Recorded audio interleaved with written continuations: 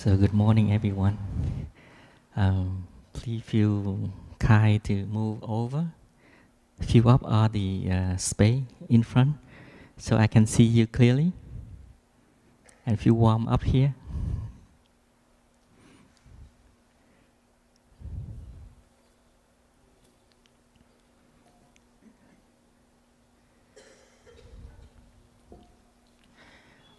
We just have a ceremony to transmit two promises for the younger one. And right now they still pass out the certificate, one by one for the 30-something younger one. So, so they take time.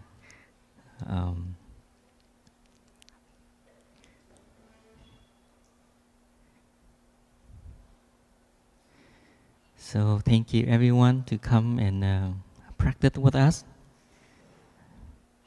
Once a year we have a family retreat. We can see a lot of younger ones. Our continuation of our future. We go to the future by our children.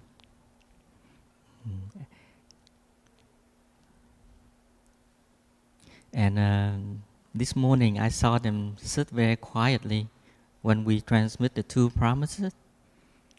And when the bell invited, they all bow down. Very beautiful. And I think all the parents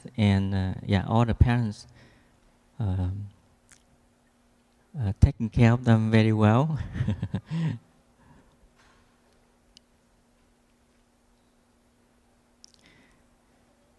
And this morning we will have a section of sharing, question and sharing the practice. The panel here, we try our best. We also need your help. We all breathe together, practice together. We will make this moment become a beautiful moment. And now our future come.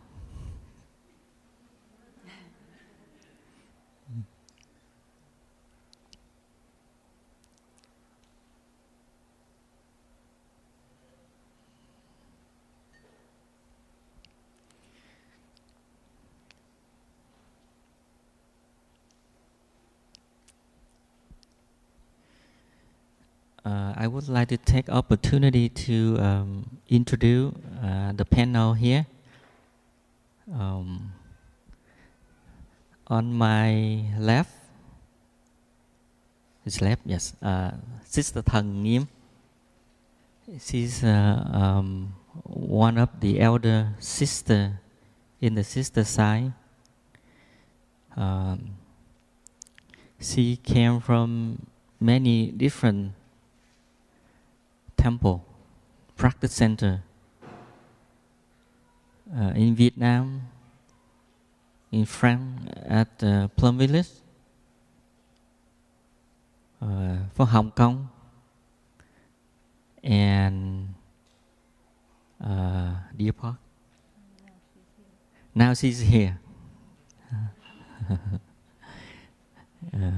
Someone would like to come and talk to her by Chinese. I think she can say some word in English.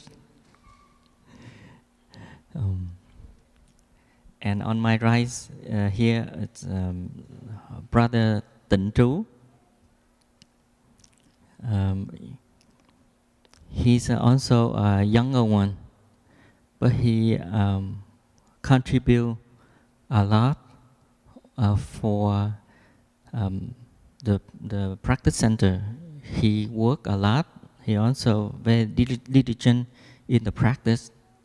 He you can see him present almost all schedule, and we are value of his presence.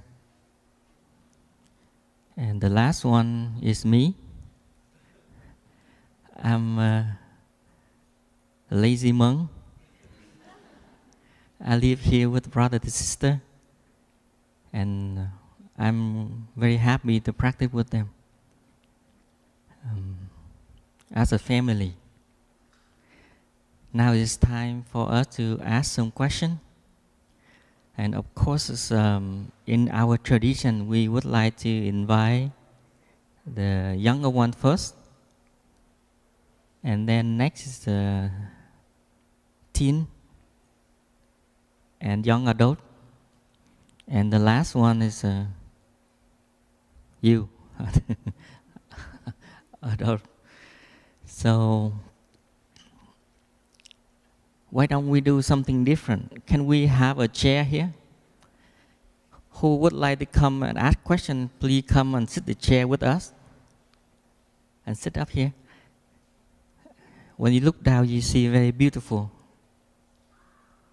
Many fresh and very beautiful faces. Yeah.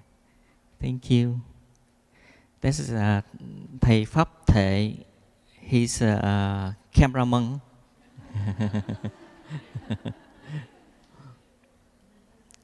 He friends. You can talk to him in English. And another language is Spanish and Vietnamese. Yeah, very special. Do we have a microphone? Yeah. Now it's time for younger one. Do you have any question? Please come up here. Come.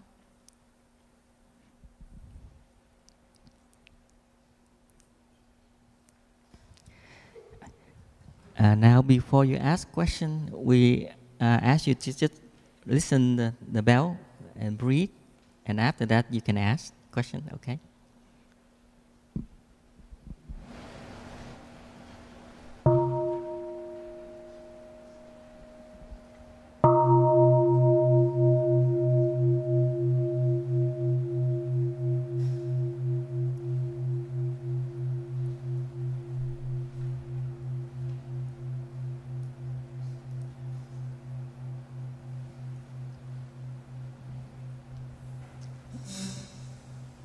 Why do you guys wear like brownish, blackish cloaks?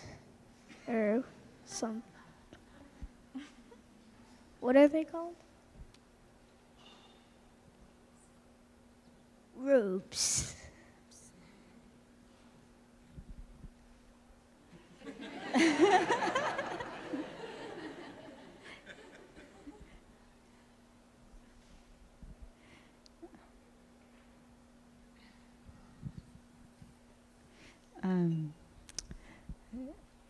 Dear friends, what's your name? Jacob. Jacob. You look so familiar. So your question is why we wear brown, dark robes? First, because we are members of the Plum family. So in our tradition, we wear brown so that we see the connection between us and Mother Earth, the color of the earth. And the brown color also helps us to practice simplicity. Okay, and we know that today we are on a panel, and we will be filmed, and our image will be put on the YouTube. So we choose our best robes. That's why we look alike. Yeah. Outside of this, we will change into like lighter and old brown color. Okay. Thank you.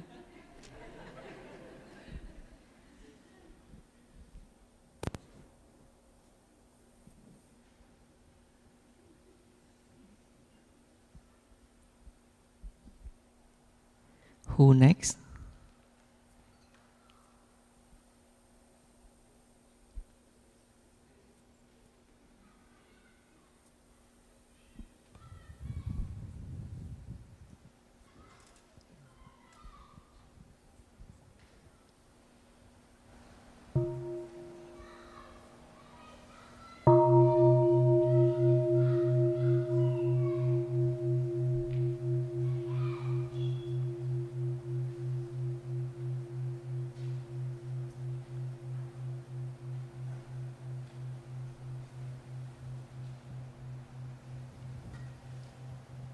I was just wondering why you guys, because usually in big monasteries like this, I usually see like a pretty big Buddha statue in like the main hall or whatever. But like like here, I would just see these like little Buddha statues around. I was wondering like why you didn't like have a big Buddha statue. Sorry, sounds stupid. Hi, I'm Brandon. I'm 10. What? Was it your first time? Yeah, this is my first time. So, dear Taide Sangha, the question is how come at our monastery you only see like a very small Buddha statue sitting up there compared to if you go to different temple, maybe in the United States or in Vietnam, you see very big, large Buddha statue. For us, when we practice meditations and mindfulness, and we practice the word called interbeing, which is the connection between you and your loved one or the Buddha. And the Buddha is the nature of being awakened, which is also understanding and love. It's like a flower. If you take care of it, you water it, you nurture it, it will give you flower. And same thing as the Buddha. Looking at the statue, whether it's big or small, the Buddha nature is still there, which is understanding and love.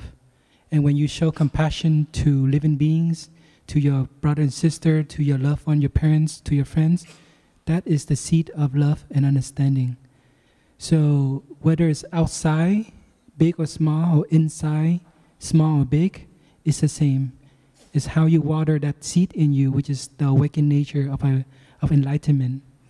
And enlightenment is, what is that? Enlightenment is when you see that you have difficulty, when you see that you have a suffering, that you are sad and you're not happy, but you're willing to transform and ask, Mommy, Daddy, I'm suffering, can you help me? That is the seed that you will find within yourself. And so, whether you come here and you see a small statue, or if you go to Deer Park, you don't see it all, you just see flower.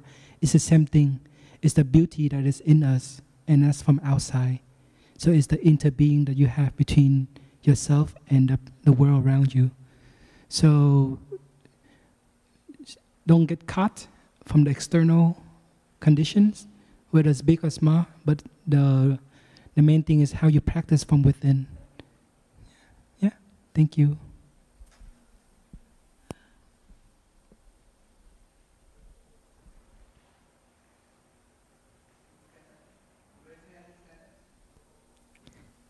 Come, please come. Come.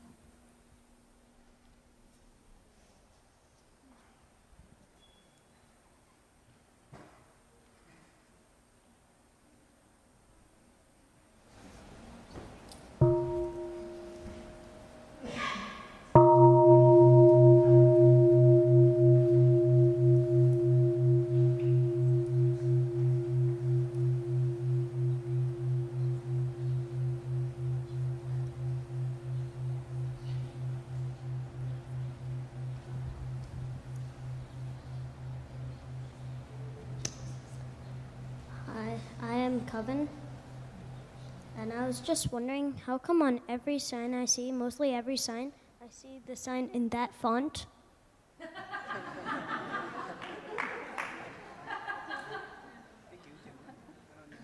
Is there a reason why you make every sign the words in that font?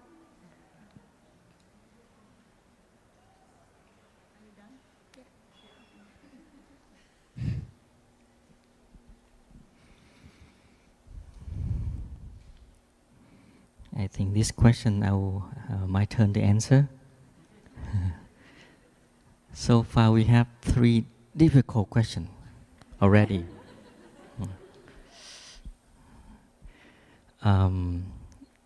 The font of calligraphy, that's from our teacher. He wrote it, and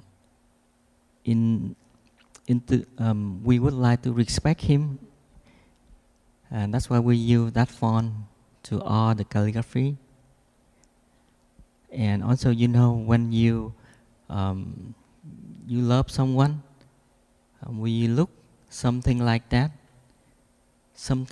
outside of you, so water the love, the good seed in you, the loving, the understanding in you. When we look at the font like that, we water the seed of our compassion, our understanding, and water the seed of our teacher in us. So for us to continue to practice. And we also offer that for you too. When you look at that, you remember how to breathe, right? To breathe, how to walk, how to smile, how to practice like a family. Is that okay? Oh, thank you.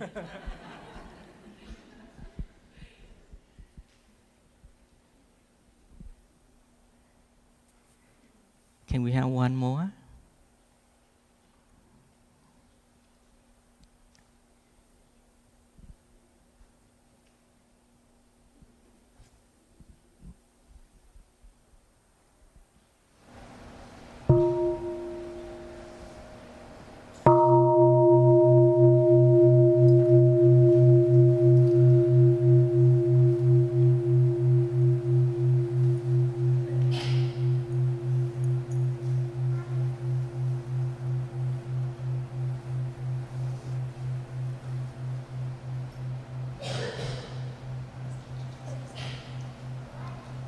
My name is Alana and I'm 9 years old. Why do you shave your heads bald?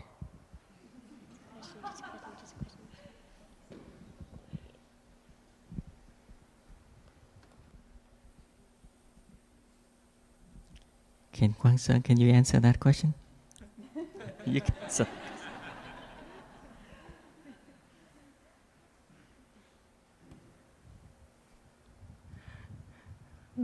Hey, dear everyone. Somehow I've been roped into the Q&A panel.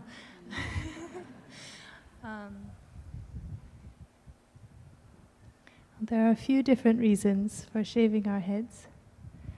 For one thing, it's very easy and quick to take a shower because we don't have any long hair to wash. We can just wash, same as our arms, everything. It's very quick. We can save on soap. And then when we wake up in the morning, we don't have to brush our hair or braid it or anything like that. We never have bed head. As soon as we get up, we can look very fresh. I remember when I had short hair, sometimes I would wake up and it would be sticking out, and it didn't matter if I brushed it, it would continue to stick out all which way. It doesn't happen anymore. But it also helps our practice. In order to keep it short, we need to shave more than once a week because it grows very quickly, you know? And every time we shave our head, we can imagine that all of the little hairs that have been growing are our afflictions, any troubles or attachments that we have accumulated in the past few days. As we shave our head, we are shaving them off, we're letting them go. So every few days we have this wonderful experience to remember, I am free, I'm letting go of my difficulties, letting go, letting go. So like this, it helps us to really deepen our practice and remember our practice. And every morning when we wake up, we can touch our head and say, ah, waking up, I remember I'm a nun. How wonderful is that? I have no bed head. Good. Thank you.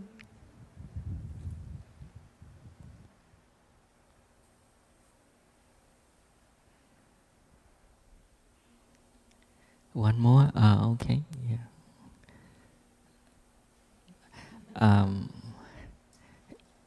You know, we have so many members of our family can we have you and one more, I mean two?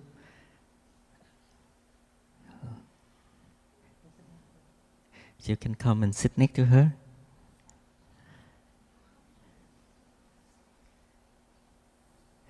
Okay, thank you. And now,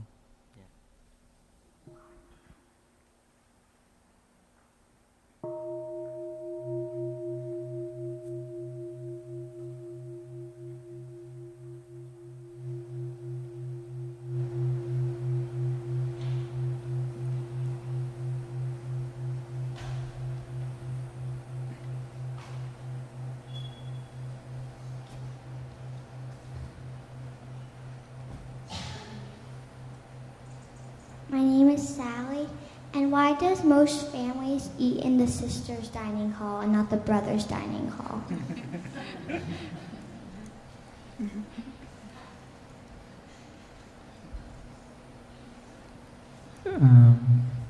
Why do most brother and sister eat in the sister dining hall? I guess the sister cook much better food, I guess.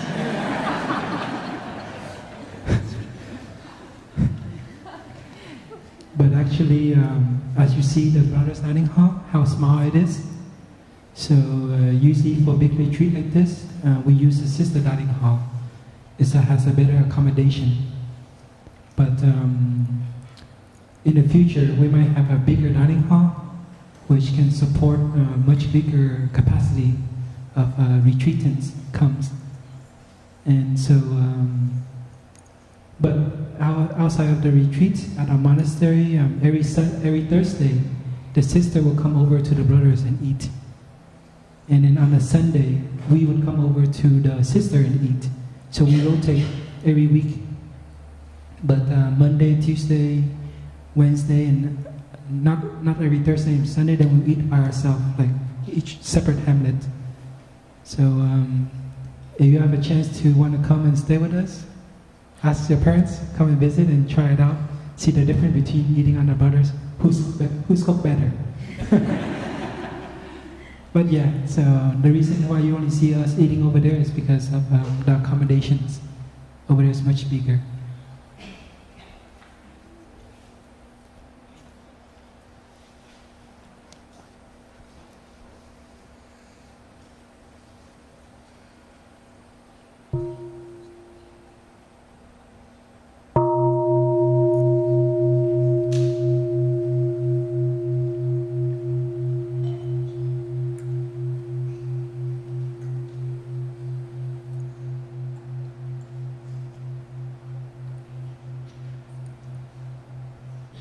My name is Amy, and my question is, why are some of the bells really big and some of the bells really tiny?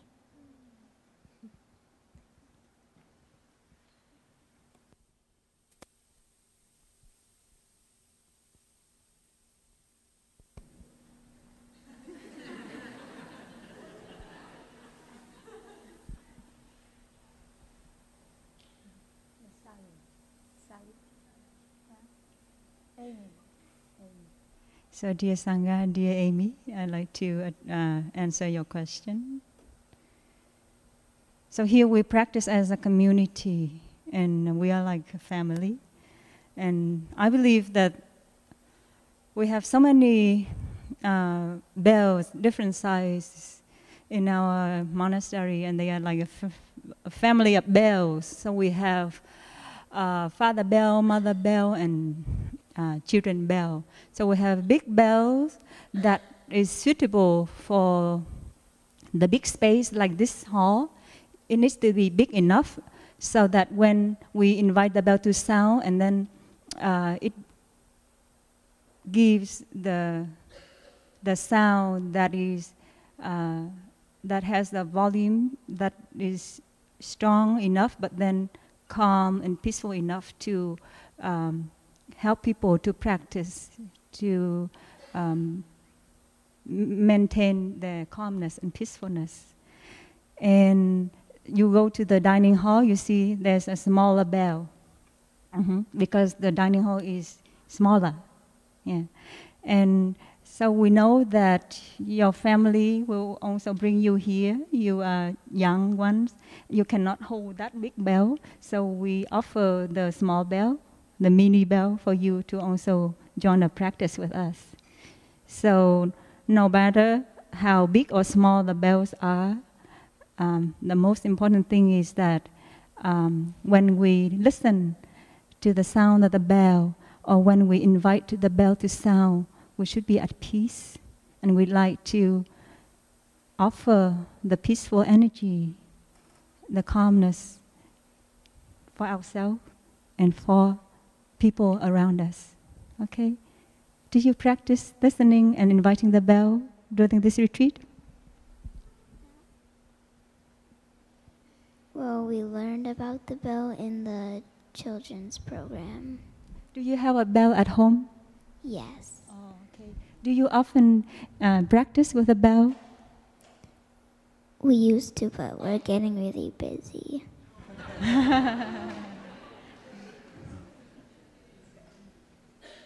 Thank you for your questions. Yeah.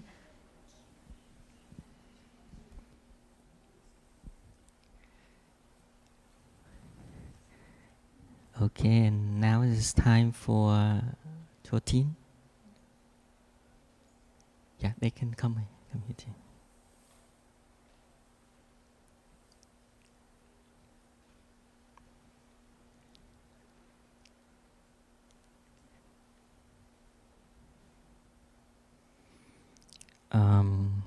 Before this section, the organizing team, they let me know we have 1.5 hour. We will start at 10:30. We will finish around 12 o'clock. So I hope we can do it on time, so I don't have any trouble with organizing team. Okay, any teen would like have a question? Please come up here. And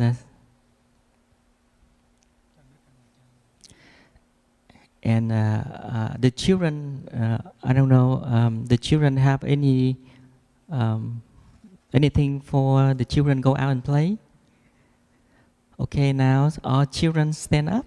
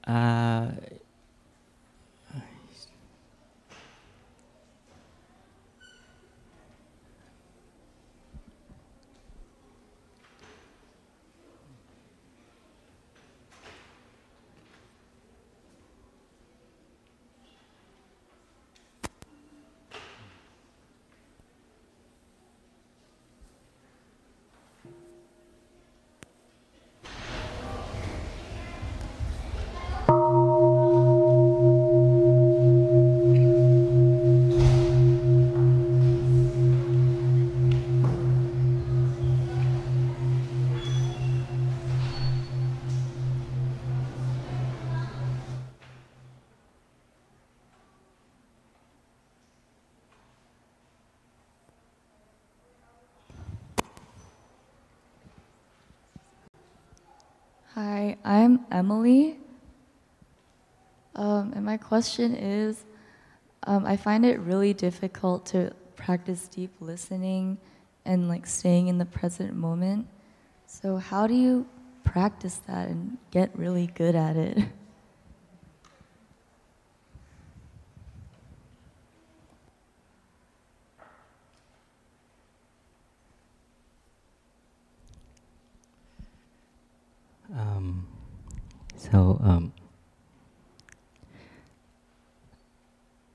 Dear Emily, yeah, it is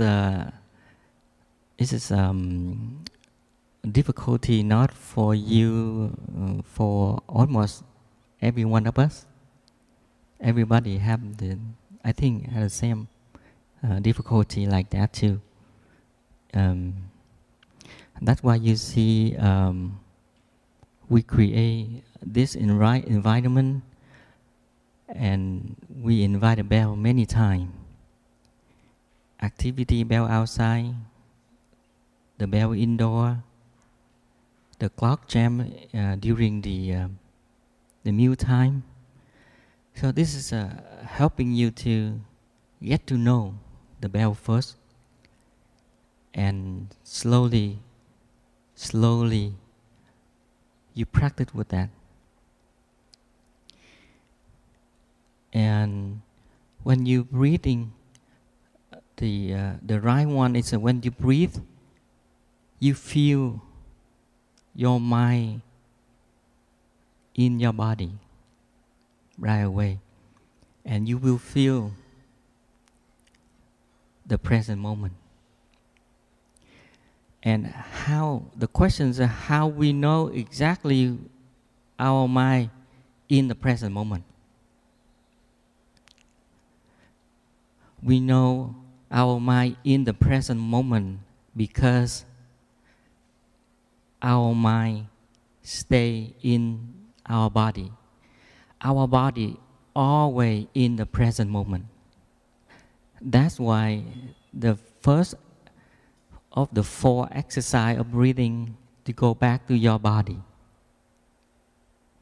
When you breathe and you feel your body, you know that is your mind in the body, also in the present moment. It's now it's kind of, with me. When I heard that from our teacher, I know the way right away. You know, that's the trick. Not trick, a tip. The tip for you to practice. Every time when you go back to your body, bring your mind back to your body. You feel your body.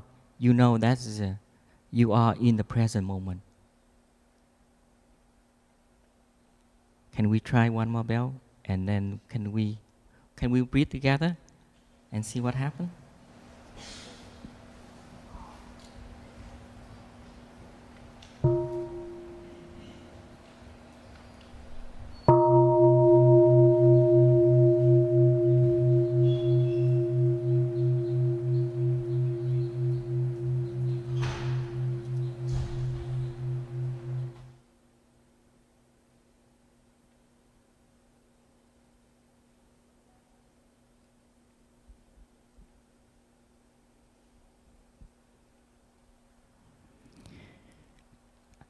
See, you feel it? You feel it in your body? But that is the first step. But I need you to go the second step a little bit more further. We talk about guided meditation. You see, every morning, if you go to sitting in this retreat, you will hear our brother and sister, the guided meditation, to tell you what to do. And when you hear the sound of the bell, you go back to you bring your mind back to your body, and remember, silently say, "It's a here and now." See, that means you guide your mind back to your body. And you use that guided meditation to keep your mind and your body at one.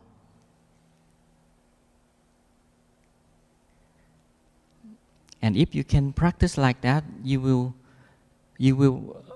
realize your mind and body, they interact, they together. And then when you can do like that, we say you are free. You are free from the past, you are free from the future. That means you don't worry about the past, you don't worry about the future, because your mind and your body in the present moment. Because only the present moment you can feel it.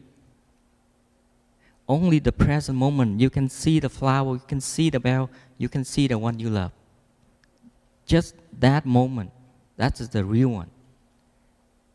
And everything in the past, everything in the future, that's from your mind. your perception, the way you are thinking, the way you memory.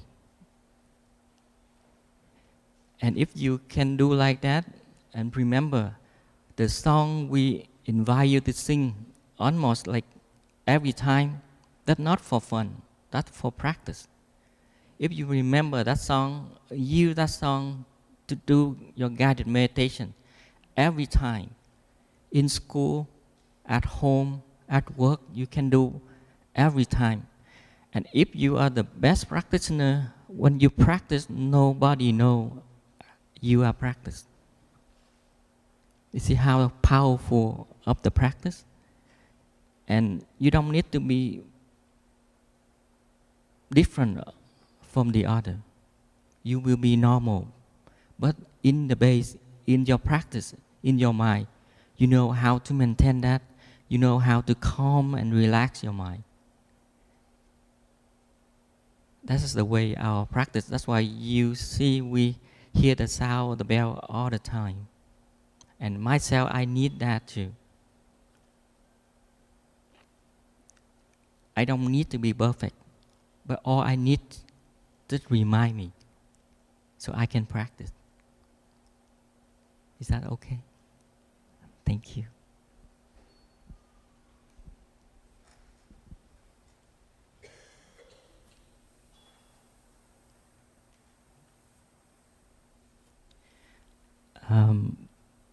Please, I would like to invite whoever would like to ask question, please come up and make the line here, so we save time.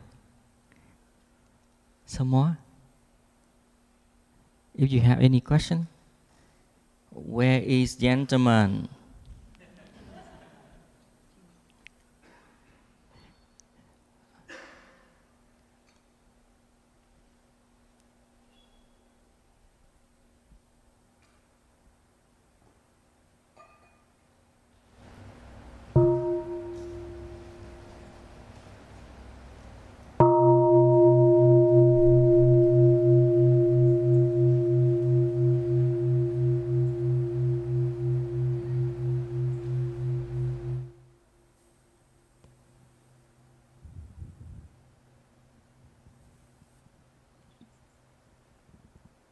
I'm Jackie, and during the busy school year, what mindset should we adopt or practice to de-stress?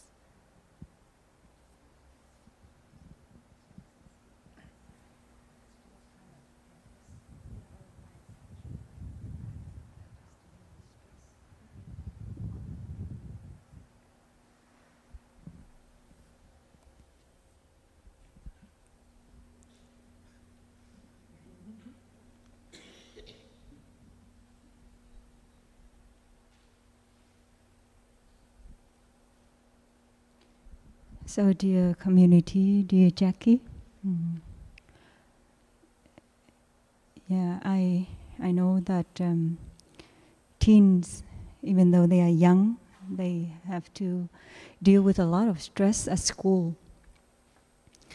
And there are so many reasons, right? Like, because they have a very tight schedule, learning so many different subjects, so they have sleep deprivation, they don't have enough sleep, and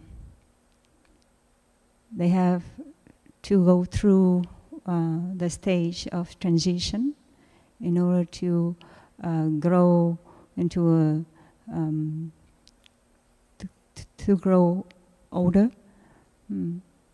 So that's why we offer the practice of mindfulness for teenagers. And if you look into the schedule, there's nothing very simple. We always encourage everybody of different age to practice the same, bringing mindfulness into our daily life and our daily activities.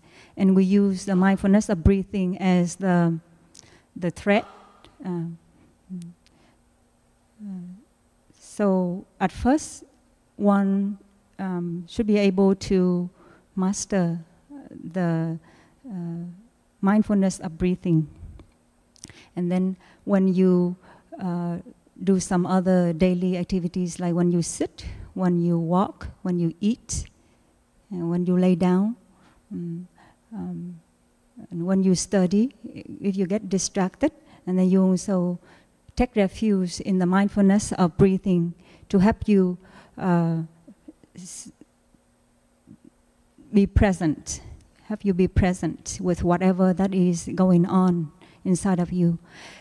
Because why we are stressed out is our mind is so busy with so many preoccupations, dealing with homework, dealing with difficult or complicated relationships in the family, with friends, and even with the change in the hormones, being a teenager.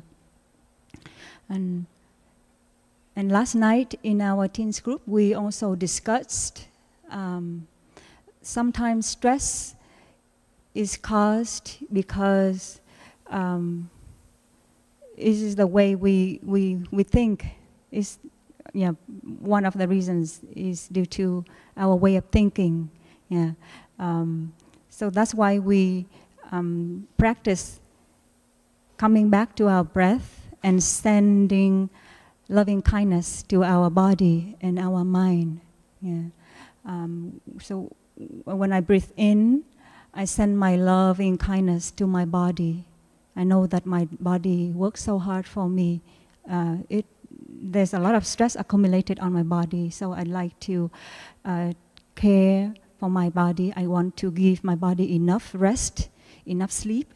I want to take care of what I ingest in terms of food, as well as what I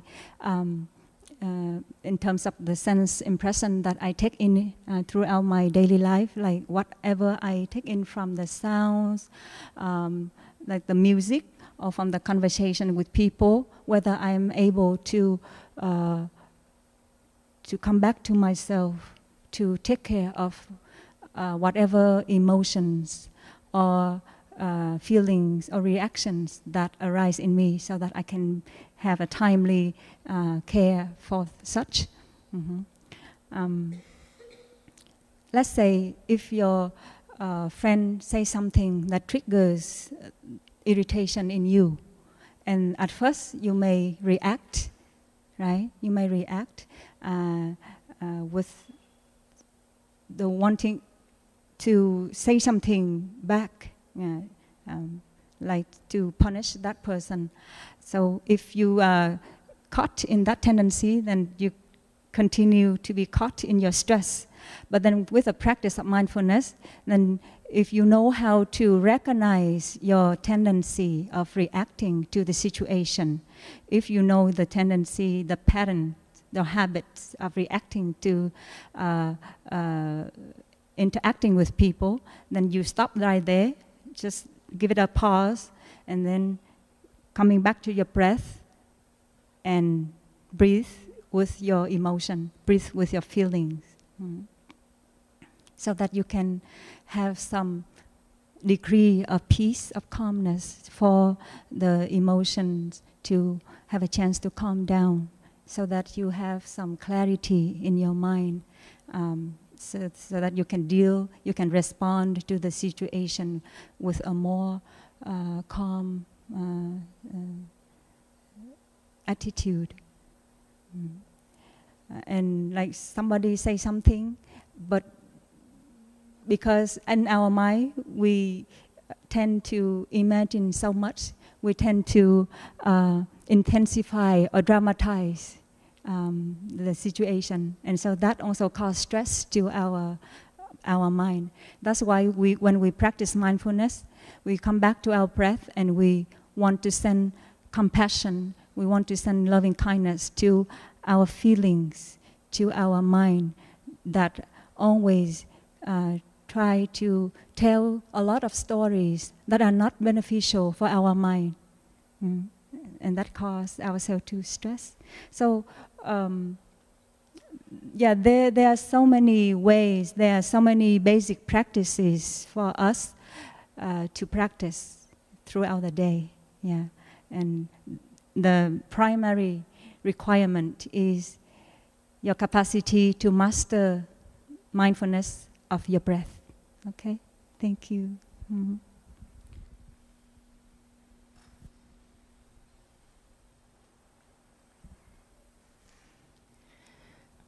So I would like to invite our big family. Can we breathe together? Calm. You hear one sound, the bell. We will all breathe together. We use the word calm and relax. We are calm our mind. We relax our body. Please breathe with us.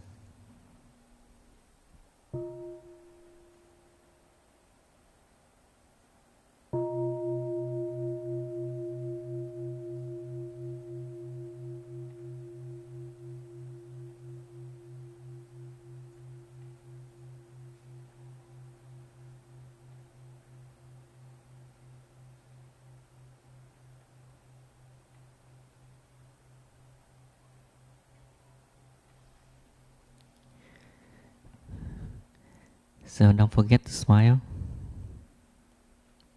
You are very beautiful. Now is a young adult or so don't like young adult.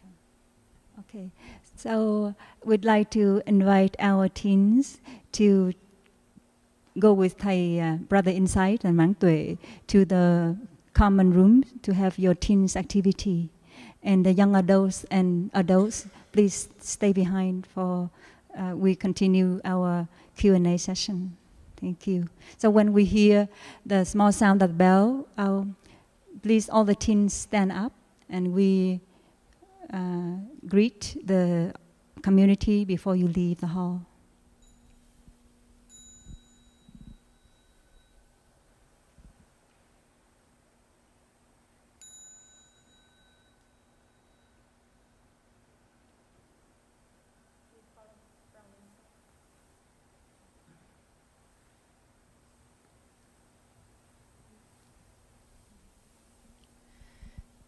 And I also invite all the brothers and sisters, all the family members who would like to ask questions. Please come up here and make the line, so we save time. Thank you.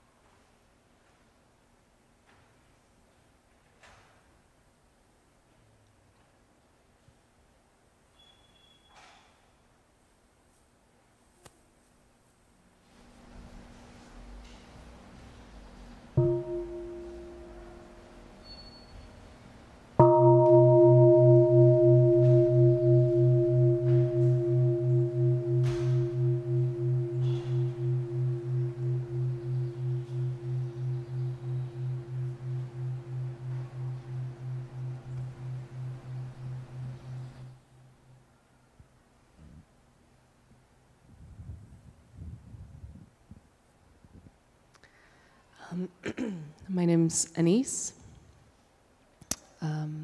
Thank you. With the stress of being a grown-up, having a young child, and still building the skill of my practice, I experience a lot of anxiety that settles strongly right here. And it feels very tight and panicky and sharp. And it's not a muscle that I feel like I know I can control it. I don't feel like I can bring mindfulness to it to relax it, because I don't even know what it is. And sometimes focusing on breathing can feel like it would make it worse, because it's kind of engaging that area, and it's hard to try and find a way to to calm it down. And sometimes it even shows up not even when I'm not feeling particularly stressed at that moment, but it's the buildup over time of stress, kind of the straw that broke the camel's back, you know, and then it just, whatever switch inside flips. And I've been struggling with that, and I wondered how you would help relax that.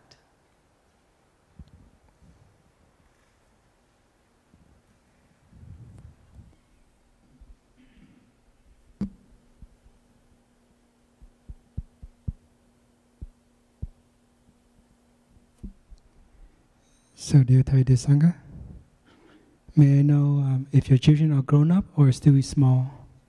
2 years old. So, I guess being a parent or being a mother is very difficult, because out of that 9 months and 10 days of carrying your child, being a woman or a female, you have a stronger connections, because that bond that you've been carrying your children, and even though you have born and raised, but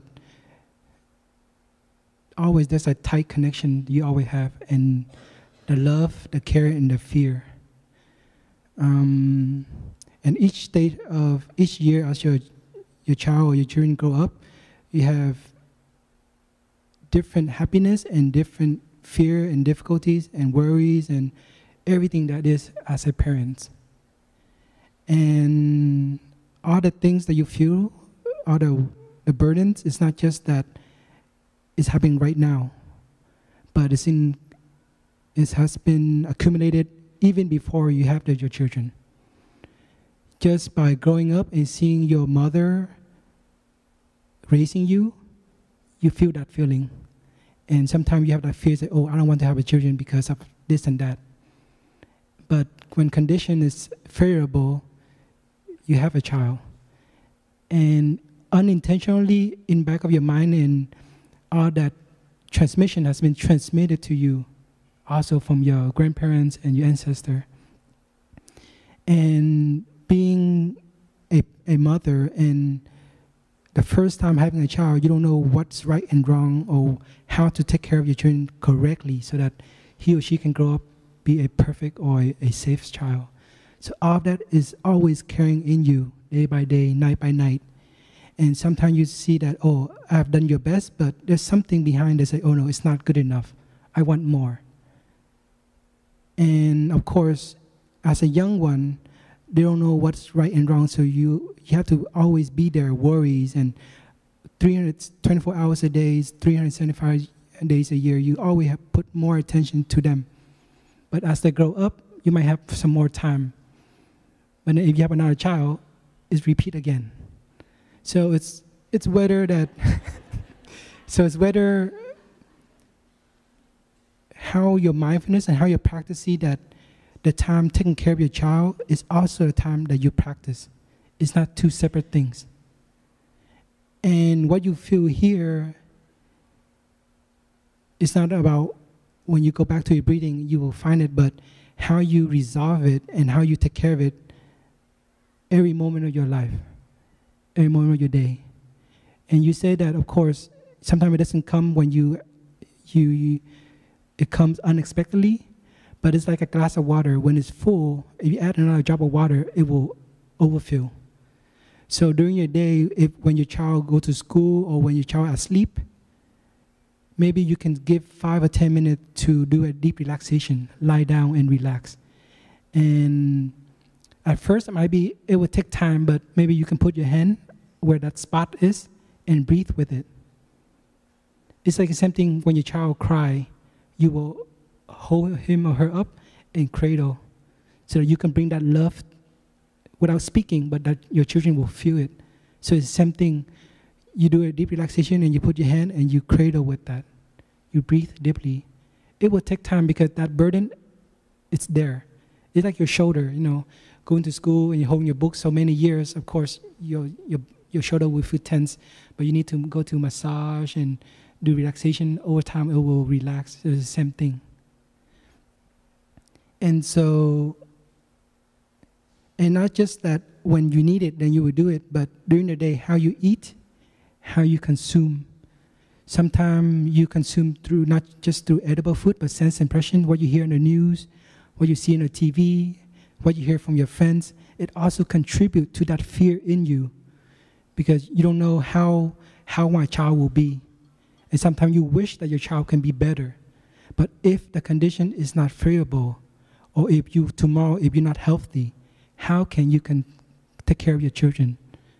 So, of course, at that moment of each day, just remember that in order to take care of your children, you have to learn how to take care of yourself. And coming to the practice, you know that it's not just about sitting, closing your eye, that you can take care of yourself, but by walking, eating, drinking, working, everything that you do at home, you can bring that mindfulness into it. And for example, as you're cutting a carrot or making milk for your children, and you know, when you are using hot water to make a milk powder, and if it's too hot, you put in cold water, as you wait, you can close your eye and breathe. And just put your hand on that, breathe. So whatever you do, you will find a way skillfully and wisely to help contribute to release that tension.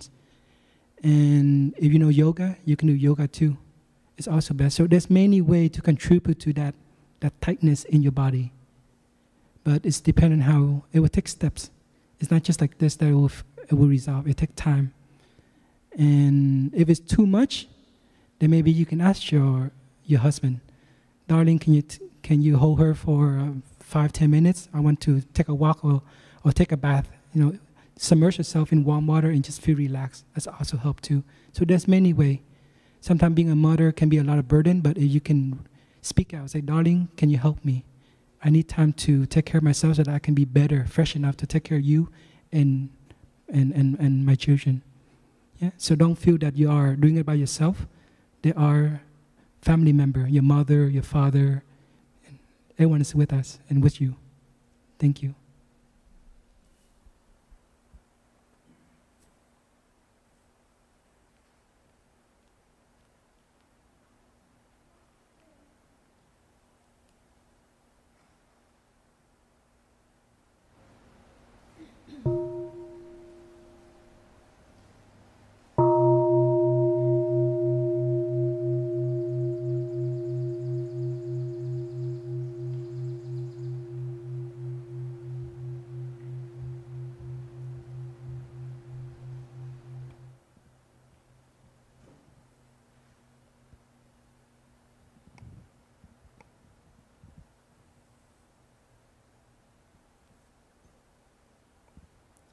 Dear Thai, dear brothers and sisters, dear friends,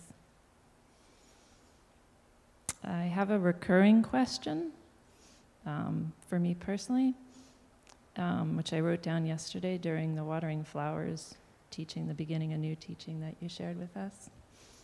The question is, if you are too nice, you will get crushed.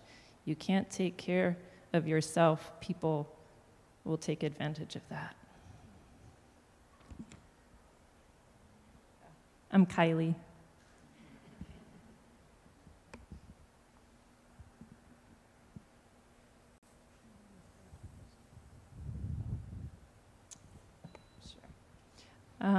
So to rephrase the question, so maybe you're trying to be loving and kind and helpful and agreeable, and maybe you find that people are taking advantage of that kindness, and like kind of you're ending up doing more and more, or maybe not being appreciated, or ending up doing a lot of things by yourself, and generally having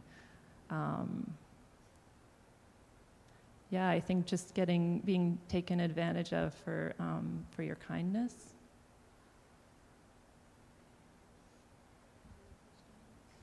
Oh, the question is, I know that's wrong thinking, but where is there a way? Sorry, the question is there a way to think about that can enable us to go ahead and be as kind and helpful and loving as we'd like to be without that fear of, being taken advantage of. Thank you.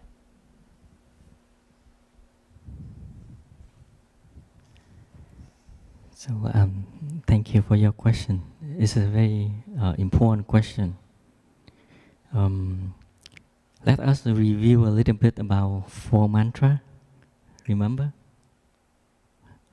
The first one is I'm here for you.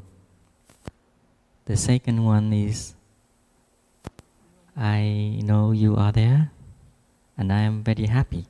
Right? The third mantra is I am suffering. Right? And the fourth one is please help. Is that correct, Sister Hoa Nghiêm? Okay. I know you suffer. Number 3, I know you suffer. That's why I'm here for you. And number 4 is I'm suffering, please help. Yeah. Yesterday in my family,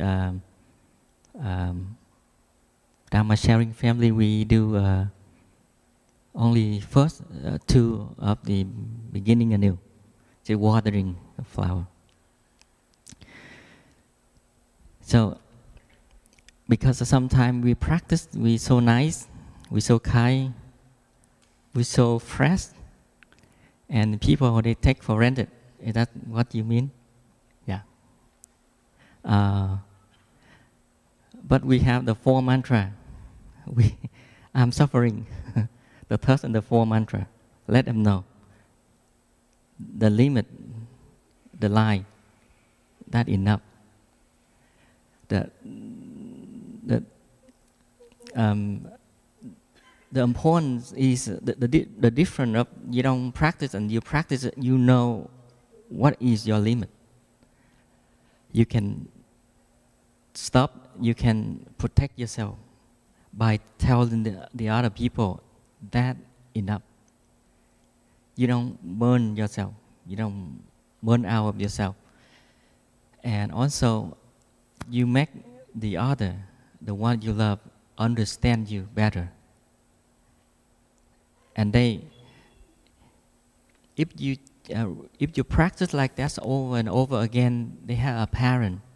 And when your loved one know your parent, they know the limit. They will support you. But the other thing I would like to tell you is the treasure, the value of the practice is in Vietnamese we say, you want to be a king, a queen, or you want to be a homeless people. What does it mean?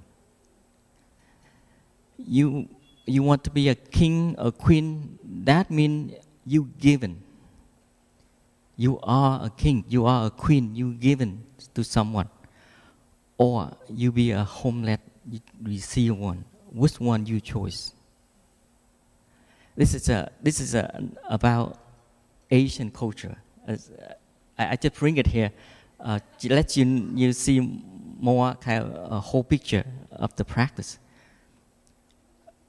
Sometimes you feel, sometimes if you are a mother, are you a mother yet? If you are a mother or you are a wife, sometimes you're tired. You feel the jaw, the whole body kind of tired, but in your mind you feel very happy because you help them. You help your children. You help your husband.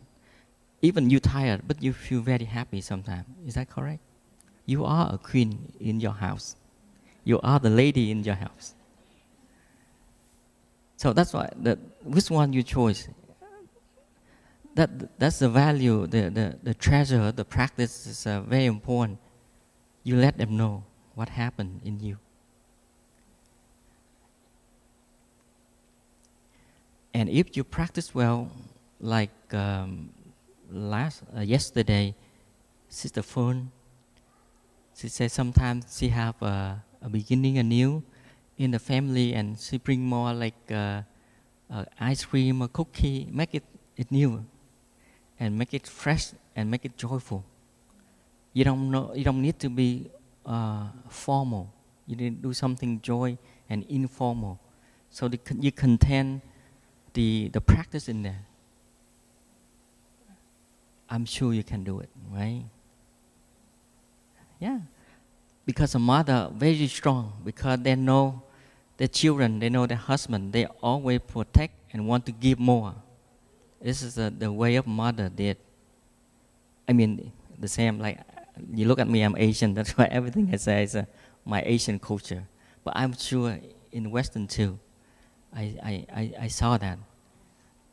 I saw that because I'm with them in the children program.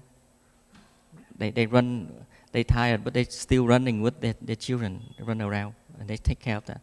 Very helpful, very joyful, very happy. So if you practice well 4 mantra, I think you will be fine. I hope that my answers help you a little bit. Thank you.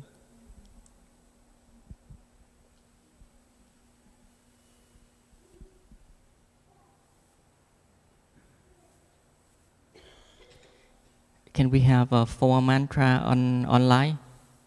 Put up to our page, homepage, plummonastery.org. Yeah, bring the 4 mantra up for remind everyone. Thank you.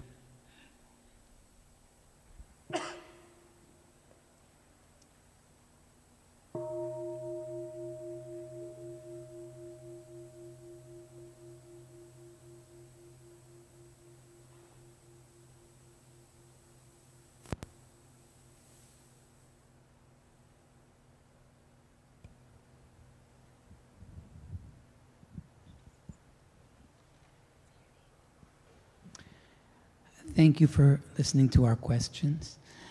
My name is Mark. My question is, I've heard many wonderful things here about calmness and smiles, and I'm wondering about the place of mindfulness in the more extreme things. On the one hand, laughter, even silly laughter, and on the other hand, tears. And my own experience is that those things often don't feel very mindful, but I'm wondering if you can give me some insight about whether there is a place for mindfulness in those things, and if not, whether you think they should not be so much part of human experience.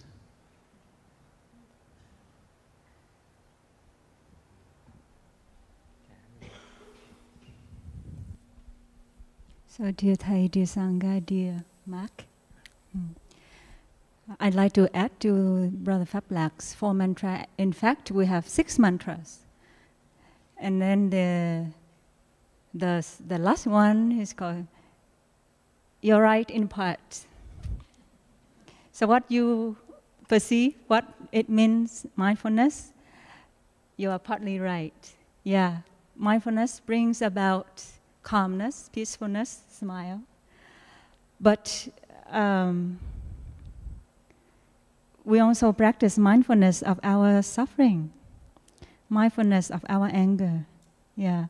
So mindfulness is just not about paying attention to what is beautiful, what is positive, but it's about everything, anything that is happening right here, right now, inside of us and outside of us. Yeah. So we, monastics, I don't know about the 2 brothers, but for me, I cry a lot.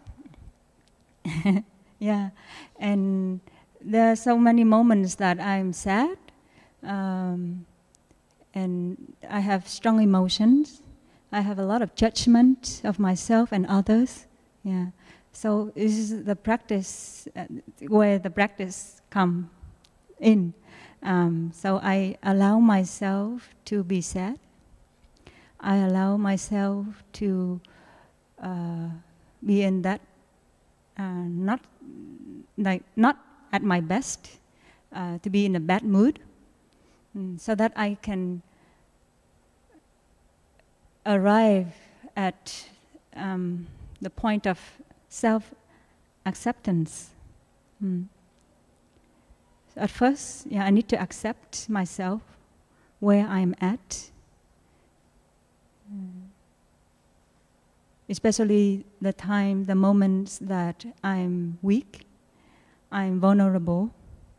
And then I continue to come back to mindfulness of my breathing, to stay present with my emotions, with my sadness, and continue to generate loving kindness, to my feelings, to my emotions.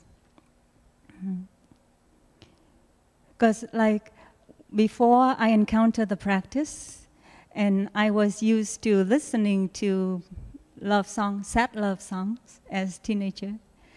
I still remember one of the song like listen to the rhythm of the falling rain. When we listen to the rain falling, and it tells me what a fool I've been, something like that. And the only girl I care about has gone away. Along with her, she took my heart, something like that. Or the girl feels so heartbroken because the one she loved already left her, and she feels like it's the end of the world, something like that. So I was used to that kind of mindset.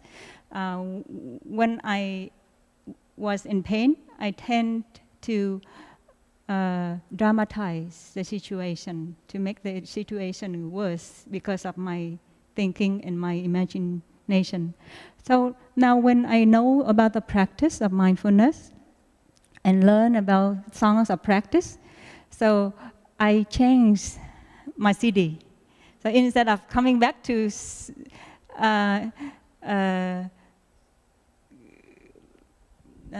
to say, brooding over my sadness with those sad love songs, then I train myself to be in touch with the practice song. And so there's another song about listening to the rain falling or the wind. How does it go? I listen to the... Oh no, that is the old one. That was my old self when I was caught in my suffering and I didn't know the practice to take care of my emotion. Sister Kwang Sung, do you remember the song I sang to you the other day? I listen to the rain. It has no name. I listen to the song of the rain. It has no name. I listen to the sound, the song of the wind, it has no words. I listen to the song. Oh my gosh, I forgot. But so basically there's something like, it has no names, it has no words, and the rain is free and I am free.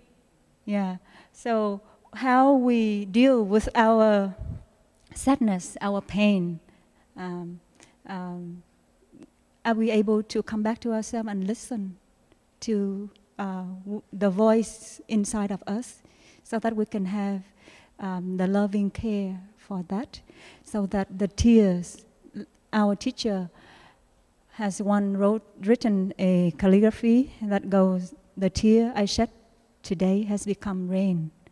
So the tears that I shed today, the tears of pain, of sadness. Oh, sorry. My brother reminded me, the tears I shed yesterday. The tears I shed yesterday, the tears of pain and sorrow I shed yesterday has become rain, the rain of healing, the rain of transformation. Okay, I hope that I answer your question. Yeah. Okay.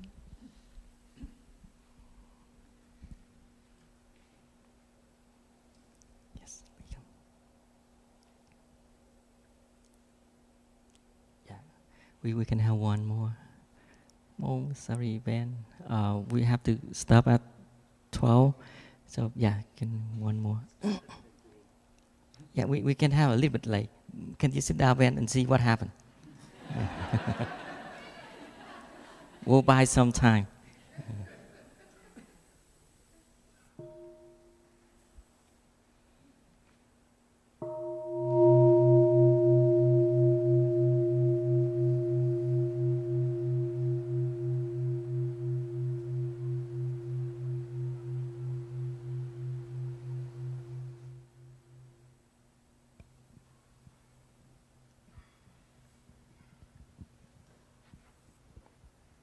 Dear Thai, dear brothers and sisters, and dear Sangha, my name is Felix.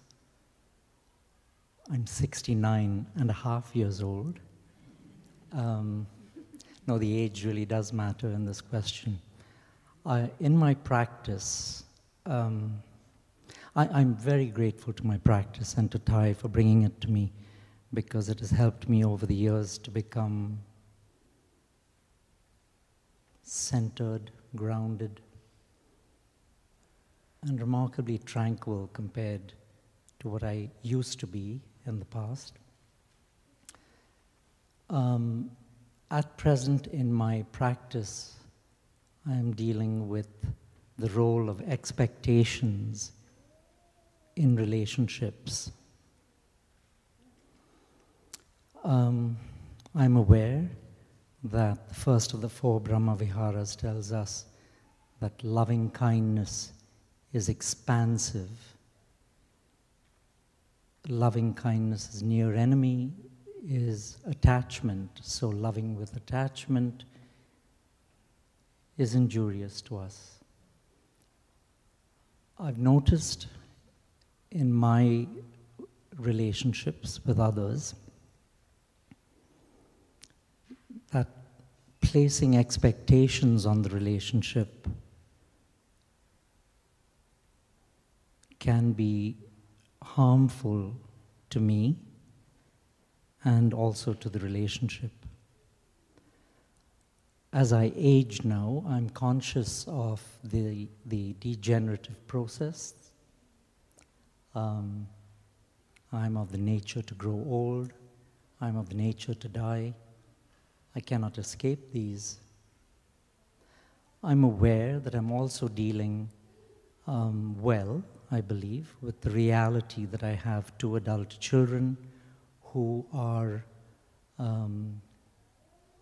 in no contact with me. So I deal with solitude for the most part quite well. I keep myself gainfully occupied. I have good friends. But I wonder about placing expectations on these relationships. I've also learned very recently that a dear relationship with me, of mine, actually the only contact with family, has over the course of life had a certain pattern. And that pattern is that there's bountiful, abundant giving and loving, followed by a crash because of expectations in the relationship. So I'm dealing in my meditation with expectations and how best to balance them.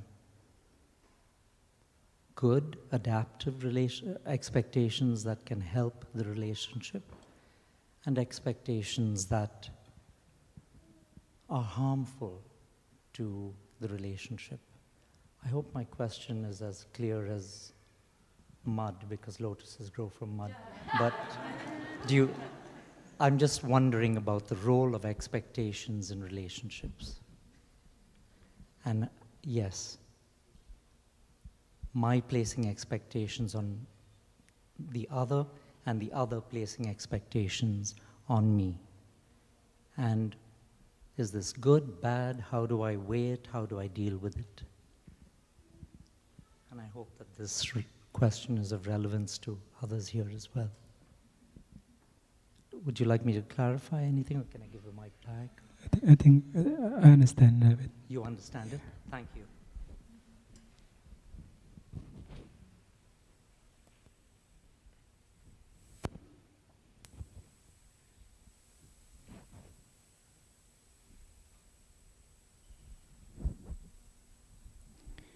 So, dear Thai, dear Sangha,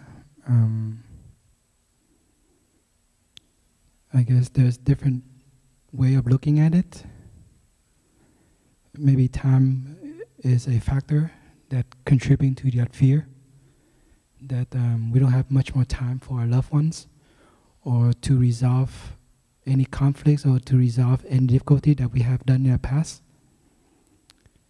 If we were to look back and we see that if we have a second chance in life, maybe we will not walk down the same path again, so that at this moment this situation won't happen again. Maybe we can save our relationship, or we can save something that we have done and we regret. But as we all know, impermanence is there. It's not a bad thing, but it's also a good thing, that it's a chance for us to begin anew with ourselves and begin anew with the one that we love. Expectation will always be there, whatever you do, because you want the goodness, you want something to be the best out of what you can do, what you can feel, what you can think, or what you can say. But if the condition is not favorable, or if the moment is not right, it will not happen. If you have a heart, but if the other person doesn't have time and energy to listen, it will not happen. It takes two to resolve. There's no one part. It's always back and forth. If you don't have enough space for yourself, how can you speak out with your love, with understanding? And if that person doesn't know how to practice, how he or she can receive that love that you want to give? So sometimes you have to see that looking back at this moment, you have to get in touch with this practice, and this is the right path that you have walked on already. If you don't meet this practice, how would you be? Can it be worse? So maybe to look back and say, I am grateful that I have been practicing, and this is the path I'm walking on.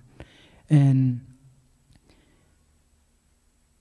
do realize that looking at a tree, when you first plant a tree, you cannot expect a tree to bear fruit right away. It takes years.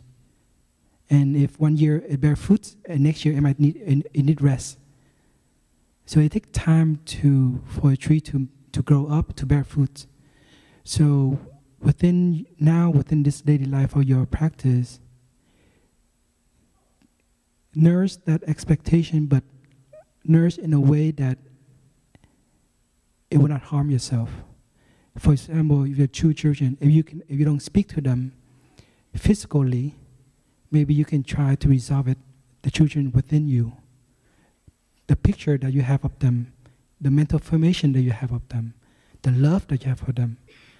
You can start by, as you have been listening, taking care of yourself, bringing mindfulness into your daily practice, but also write to them. Write down love letters to them. Maybe he or she may not read it now, but may one day, out of the blue, some condition favorable, he or she might pick up that letter, and he or she might feel that love that you have give to your children. And if the worst case scenario, you might not be here in this life, but they will feel that compassion that you have given to them, and they will transform the daddy inside of them, so that when they transmit anything to your grandchildren, it'll be different. So the love that you have for your loved one, your wife, your children, will be there, but what kind of love can you give them? Right? The expectation that you have, sometimes if the wrong expectation, it will harm you too and harm your loved one. But looking back, you have know what is the root of your suffering already, what have caused you all this pain. And by looking at it, you know the way out. And you have done that for the past so many years that you come into the practice. So you are on that right path. But now, instead of putting more fuel, putting more food into that expectation, let it sit there. Let it rest. Come back and take care of your hurt child within yourself first. Come back and resolve that inner pain within yourself first. So that day by day, you have a clearer picture of what you need to do. It's like a painting. If you stand from far away, you will see the whole painting. But if you come very close, you see many dots, unperfectly dots. So it's like that. Right now you've been clouded for so many feeling, fear, worries that you don't have enough time, that one day you leave this world, what will happen to your loved one? So you want to do more and more. But if you don't have that capacity or that space within you, how can you fulfill? So rather accept the current situation. The past has already gone. The future is not yet here. Take care of yourself now. Take a few walk, read some few books, listen to some Dhamma talk. Come back and take care of that inner child, or the inner pain, or the inner person, the inner suffering of a husband, of a daddy, so that you know that when the time comes, as you write the love letter, you will write with every word of kindness, loving, compassion, space. Right? So, of course, all of us expect and want to do more for our loved one, but if it's not favorable and if it's not good enough, then that is the fear that we always have with us. Right? So the best is to continue the practice, come to your local sangha, and talk to your practitioner, because each of us might have a different point of view too into life, and some of us can give some experience also to you. And as we talk back and forth and doing Dharma sharing, it will open up that fear, that worry that you have, and also it's also in your mind too, you know. So, we all have fear at each stage of our life, and right now this is a fear at 69 years and some months. When you turn 70, 71, 72, you have a different kind of fear and expectation. But if you can come back, breathe, accept, this is the current situation. It might be worse, but it's not yet. You still have chance. You still have time. Let's take care of it right now. Yeah, thank you.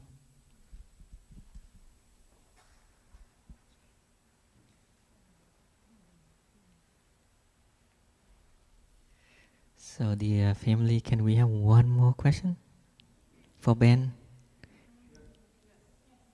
Thank you.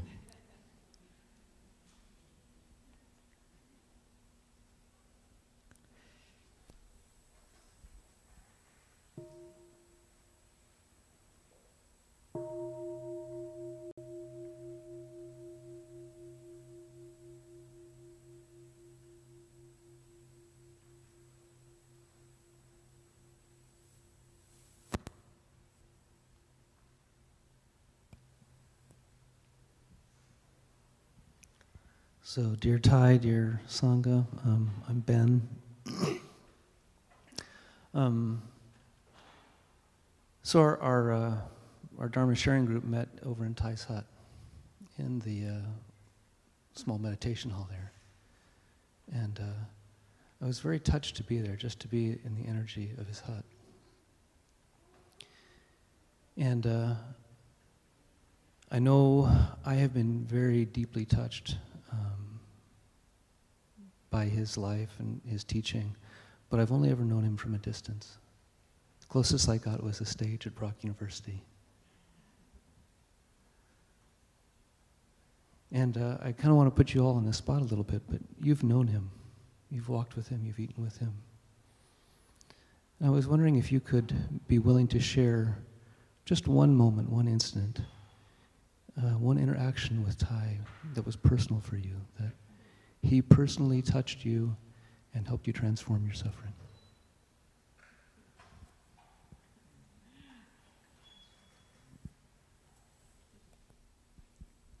This is a very difficult question.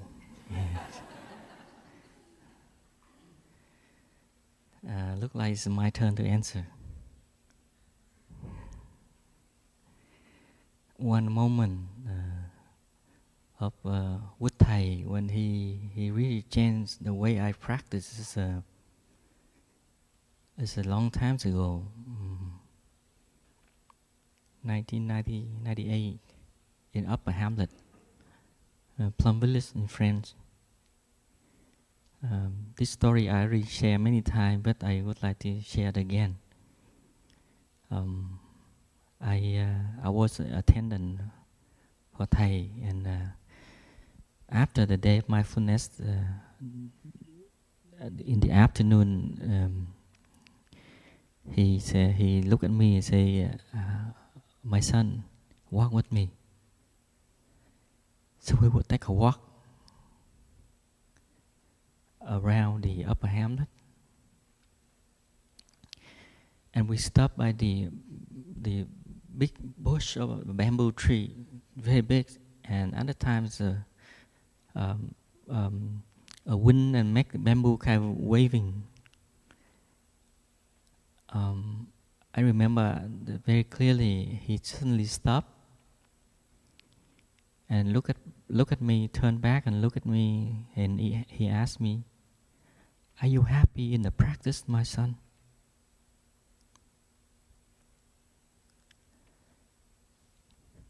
I couldn't answer that. I remember at the time,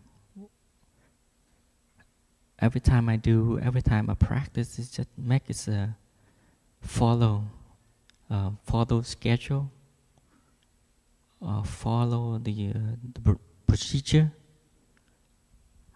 I lost one thing, is a happiness. That's why I couldn't answer. That question until now repeat over and over again to me every time when I remember him. Are you happy in the practice, my son? And I know if we want to go far, we have to find the happiness in every moment, in every minute, in our daily life. When you see Thầy, you see him very, even in far away, in distant far away, you see him and the practice not separately. You see, he is the practice. The practice is him. He mastered the practice until we can see him is the practice.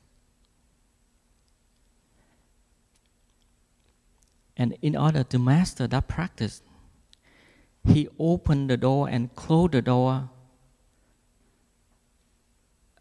whole life in mindfulness. I'm sure some of you here already know the story about open the door and close the door in mindfulness. And he took 60 years to walk upstairs and downstairs with mindfulness until he cannot walk. You tell me, how much time do we need to practice like him, to master like him? And when you look at Thầy, when you look Thầy calligraphy, he wrote calligraphy every word he breathed in mindfulness. In mindfulness, every word you see is he's a master of mindfulness. And I'm sure when he can do it, and we can do it, when he can breathe like that with mindfulness, so do we. And he always try to let us remember, when he can do it, we can do it. we already see the model from Thai. And when he go through his many difficulty by breathing, so do we. His disciple have been killed. His disciple go back home with body bag. His disciple all around the world can transform their suffering and bring happiness to their family. So do we.